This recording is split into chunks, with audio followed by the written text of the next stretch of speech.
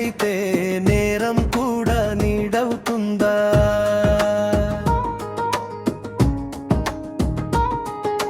పేదవాడి బిడ్డైతే ఊపిరే శిక్ష అవుతుందా?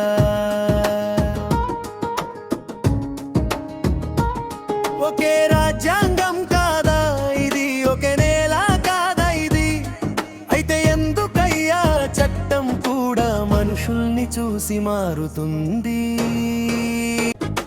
గల్లీ చివర కూలీ కష్టం రక్తమై కారుతుంటే,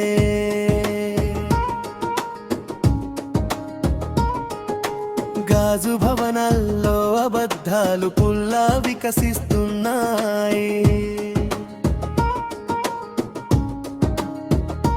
నిజం మాట్లాడిన గొంతుకే ఇక్కడ సంకెళ్ళు వేస్తుంటే, నోట్ల కట్టల వెనక నేరాలు నవ్వుకుంటున్నాయి. అడిగితే కేసులు,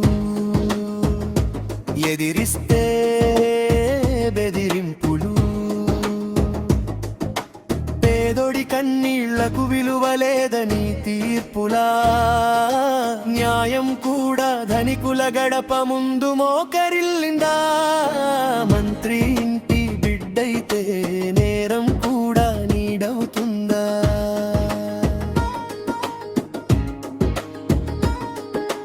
పేదవాడి బిడ్డైతే ఊపిరే శిక్ష అవుతుందా?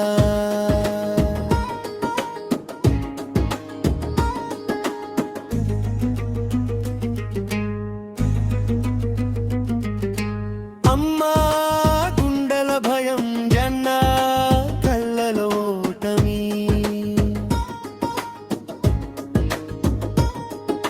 చదువుకున్న యువకుడి చేతిలో ఖాళీ నిరాశ మాత్రమే.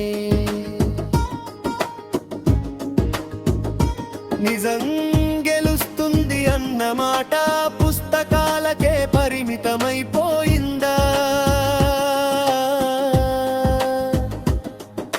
బతకడం కూడా ఇప్పుడు పరిచయాల మీద ఆధారమైపోయిందా? సైరన్ మోగితే చట్టం పరుగెత్తే దేశంలో, సామాన్యుడి అరుపు మాత్రం గాలిలో కలిసిపోతుందే. పదవులు ఉన్న వారికి పాపాలు కూడా పండుగలైతే, పేదోడు చేసిన పొరపాటు జీవిత ఖైదవుతుందే. బ్రిడ్జ రోజు ఈ మౌనం మంట అవుతుంది. అణగారిన గుండెలన్నీ గర్జన అవుతాయి.